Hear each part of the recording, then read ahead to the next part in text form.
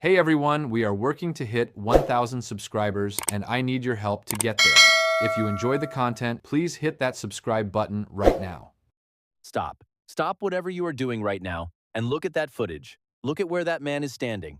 That is not a preseason game in August where nothing matters and rosters are 60 deep and coaches are just trying to get through the week without anybody pulling a hamstring. That is not some forgettable Week 14 contest between two teams going nowhere fast. That is a playoff game. That is the Kansas City Chiefs. That is the most pressure-saturated, most scrutinized, most demanding football environment that this league manufactures year after year after year.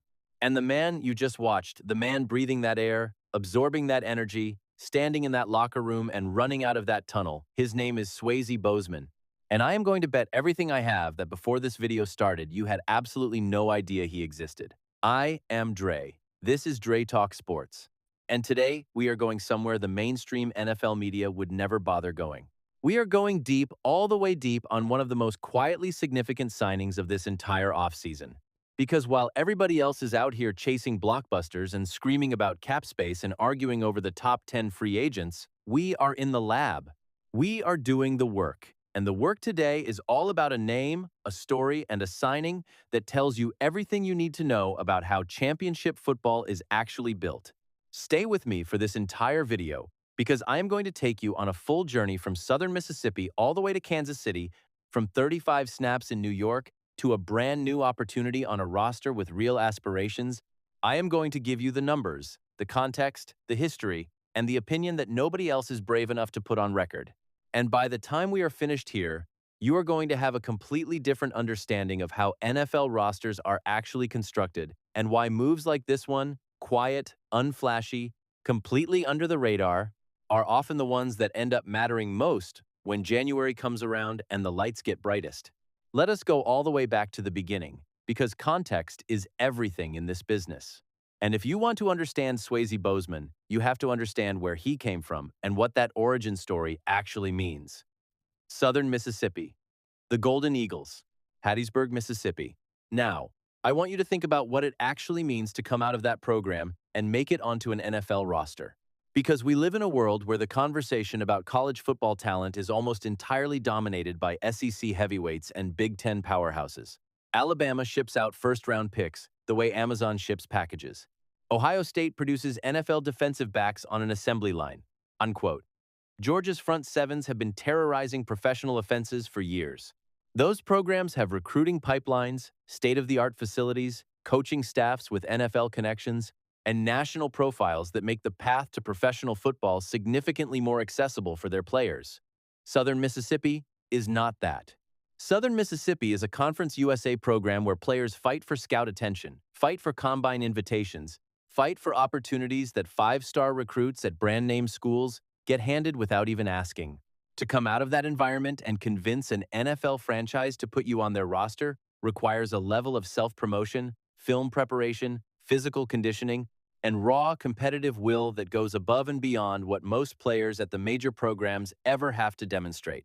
Dre's personal opinion right here, and I mean this sincerely. Players who come from mid-major programs and make NFL rosters have already proven something about their character before they ever take a professional.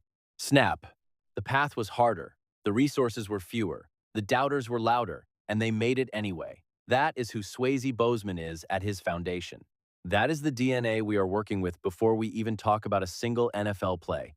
His first stop in the league was the Kansas City Chiefs. And I need you to really sit with that for a moment before we move on, because this detail is not trivial. This is not a throwaway line. The Kansas City Chiefs under Andy Reid operate one of the most disciplined, most ruthlessly efficient roster-building operations in the entire league.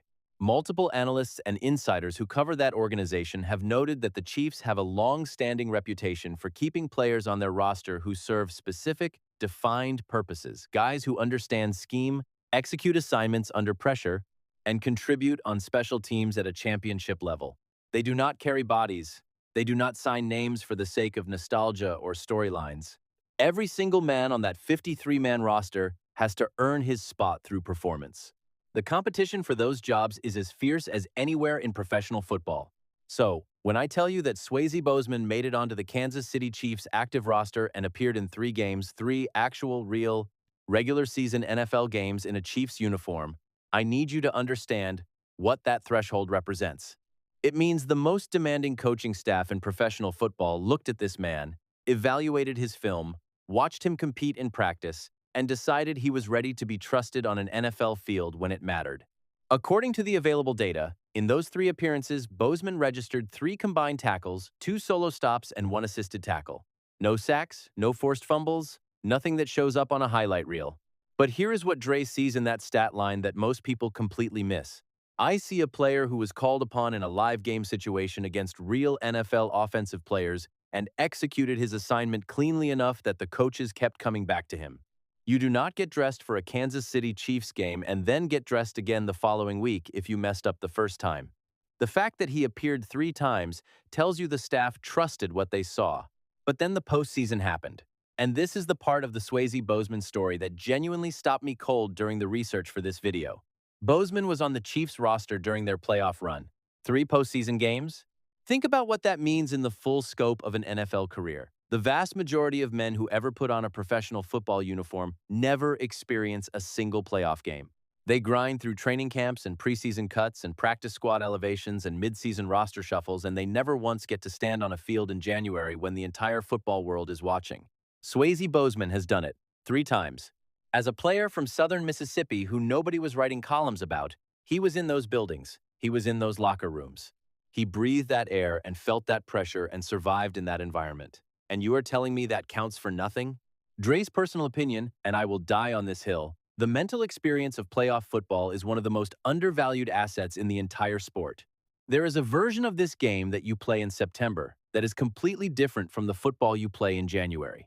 The speed is different. The crowd noise is different. The stakes fundamentally change how players think, how they process information, how they react under duress. Coaches know this. Front offices know this. That is exactly why veteran presence matters and why teams specifically seek out players who have been in those environments when they are building rosters with championship aspirations. Your team now has a linebacker who already has that experience locked in his body, in his memory, in his nervous system. That is not nothing. That is something real that money cannot buy, and training camp simply cannot replicate. Now let us move to New York because the Giants chapter is where the evaluation gets analytically fascinating. With New York in 2024, Bozeman appeared in 6 games. 6 appearances sounds like progress on the surface. More opportunities, more time to build chemistry with a defensive system, more chances to make an impression. But then you look at the actual snap counts, and the full picture shifts completely. Bozeman logged just 35 total snaps across that entire 6-game stretch with the Giants. Break it down further, and it gets even more specific. 15 snaps in run defense, 2 snaps as a pass rusher, and 18 snaps in coverage. That is it. That is every single moment of professional football he played during the entire 2024 season. Now, compare that to Kansas City. With the Chiefs, in 3 games, half as many appearances, he accumulated nearly identical snap totals. More snaps per game in Kansas City than in New York. And that discrepancy tells a story that the raw statistics completely obscure. What it tells you is that these 2 organizations had fundamentally different ideas about how to use this player. Kansas City found a role, plugged him in, trusted him with meaningful snaps per appearance, and kept bringing him back. New York spread him across more games, but never committed to a consistent deployment pattern. And from a player development standpoint, that kind of inconsistency is brutal. You cannot evaluate what a linebacker truly can do when you are giving him 2 or 3 snaps per game and asking him to stay ready but keeping him sidelined the rest of the time. The rhythm never develops. The confidence never compounds. Dre's opinion? The Giants' coaching staff never fully committed to figuring out what Bozeman could actually be. And that is not entirely on the player. I want to address the analytics conversation directly, because I know some of you are already thinking about his grades and his ratings and what the numbers say about his performance. There is a fundamental misunderstanding in NFL fan culture about how analytical grades actually work for players with extremely limited snap counts. Every rating any major platform produces is a function of opportunity and sample size. It requires enough snaps across enough situations against enough varied opponents to generate a statistically meaningful evaluation. When a player has logged under 40 snaps in an entire NFL season, the grade attached to his name is based on a micro sample that tells you almost nothing reliable about his actual ability level. It is the analytical equivalent of judging a quarterback's accuracy after 4 pass attempts. The sample is too small, the situation's too limited, and the context too specific to draw broad conclusions. What does give you meaningful information about a player with Bozeman's snap count profile is his athletic profile, his age curve, his positional versatility, and his competitive history. And on all 4 of those dimensions, the picture is genuinely interesting.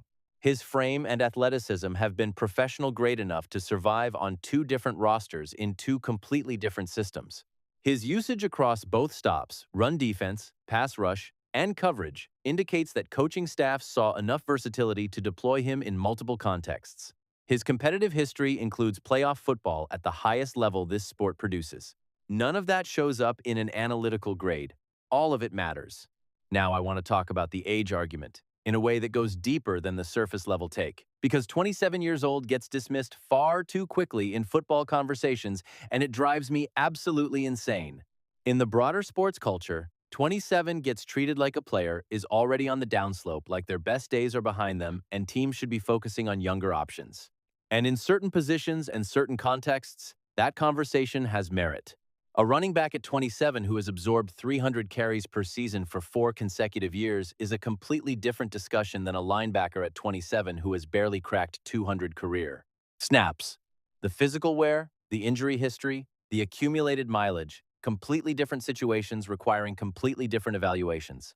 Bozeman at 27 has the professional maturity and the mental development that makes him ready to contribute at a higher level right now, but he does not have the accumulated physical punishment that comes with being a high-usage starter for multiple seasons.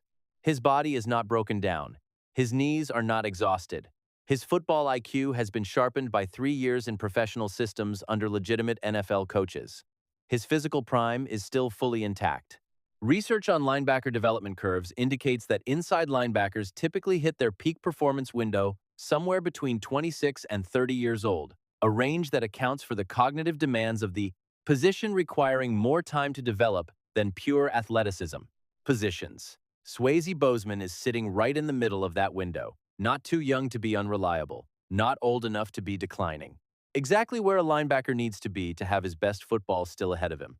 Here is the part of this conversation that most NFL coverage completely ignores: what depth actually means across the full scope of an NFL season, and why every single linebacker spot on a 53-man roster carries genuine strategic weight. The average NFL team deals with multiple significant defensive injuries across a 17-game regular season. Linebackers are among the highest injury rate positions in the sport, given the volume of contact they absorb: run fits in the box, crossing routes in coverage, blitz pickups, special teams collisions. Starters get hurt. That is not a possibility. That is a certainty.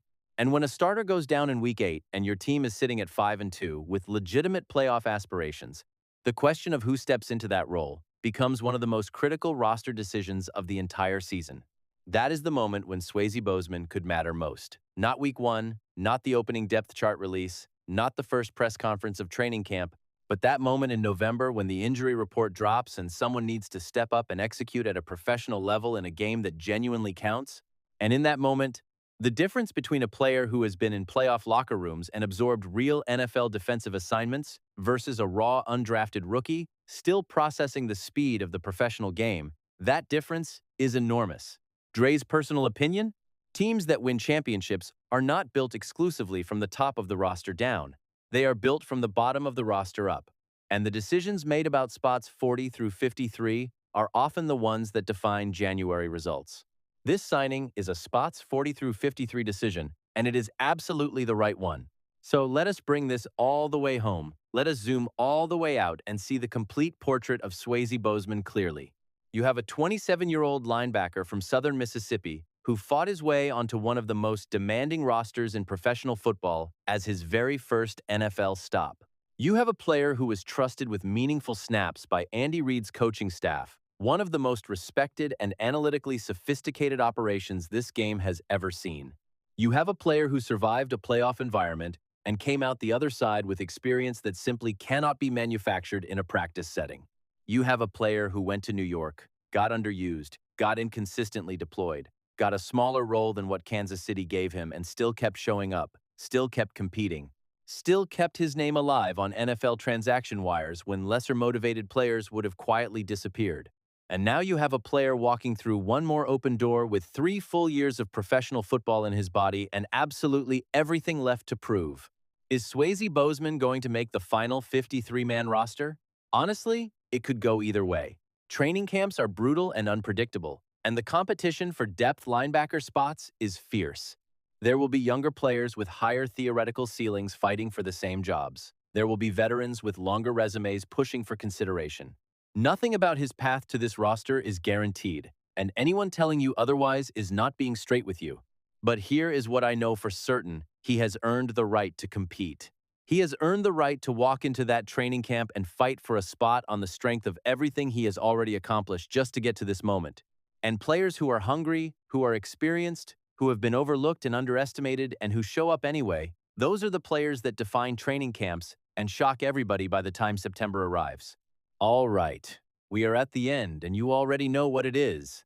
Smash that like button right now. This kind of deep dive coverage does not happen anywhere else on this platform, and the algorithm needs to know people want it. Drop a comment and tell me, is Swayze Bozeman a hidden gem about to make a real impact in training camp, or is he just another camp body who disappears before the preseason ends? I want every single take down below. And if you are not subscribed to Dre Talk Sports yet, fix that immediately, hit that subscribe button, turn on the notifications, and stay locked in, because the preseason is coming fast, and every single roster move between now and September is getting the full treatment right here. No filter, no fluff, just real football. This is Dre. Let's get it.